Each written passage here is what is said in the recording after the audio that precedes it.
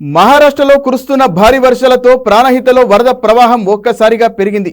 దీంతో మేడిగడ్డ బ్యారేజ్ మరమ్మత్తు పనులకు బ్రేక్ పడింది. మరమ్మత్తు పనులను నిలిపివేసిన అధికారులు మొత్తం 85 గేట్లకు గాను 84 గేట్లు తెరిచారు. వర్షాకాలం తర్వాతే బ్యారేజ్ మరమ్మత్తు పనులు పునఃప్రారంభమయ్యే అవకాశం ఉంది.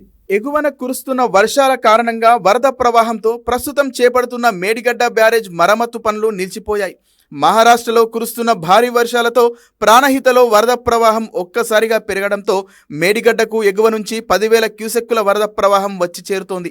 ప్రాణహితలో వరద ప్రవాహం పెరిగి ఆ వరద మేడిగడ్డ బ్యారేజీకి రావడంతో బ్యారేజీ మరమ్మత్తు పనులు కొనసాగించే పరిస్థితులు లేకుండా పోయాయి. ఇక మరమ్మతులు కొనసాగించలేమనే నిర్ధారణకు అధికారులు వచ్చారు. ప్రస్తుతం యంత్రాలు అన్నింటినీ బ్యారేజీ నుంచి బయటకు తీసుకొస్తున్నారు. బ్యారేజీలో 85 గేట్లు ఉండగా అందులో 84 గేట్లను పూర్తి స్థాయిలో లిఫ్ట్ చేశారు. 7వ బ్లాక్లో 20వ గేటు మొరాయించడంతో గ్యాస్ కట్టర్ సాయంతో కట్ చేసి అందులోని భాగాలను విడదీశారు. 7వ బ్లాక్లో ఉన్న అన్ని గేట్ల ద్వారా నీరు వెళ్లిపోయే విధంగా అధికారులు చర్యలు చేపట్టారు. ప్రాణహిత నదితో పాటు గోదావరి పరివాహక ప్రాంతంలోనూ వర్షాలు కురుస్తుండటంతో రోజురోజుకి వరద ప్రవాహం పెరుగుతోంది. దీంతో మేడిగడ్డ బ్యారేజీ మరమ్మత్తు పనులకు తాత్కాలికంగా బ్రేక్ పడినట్టయింది.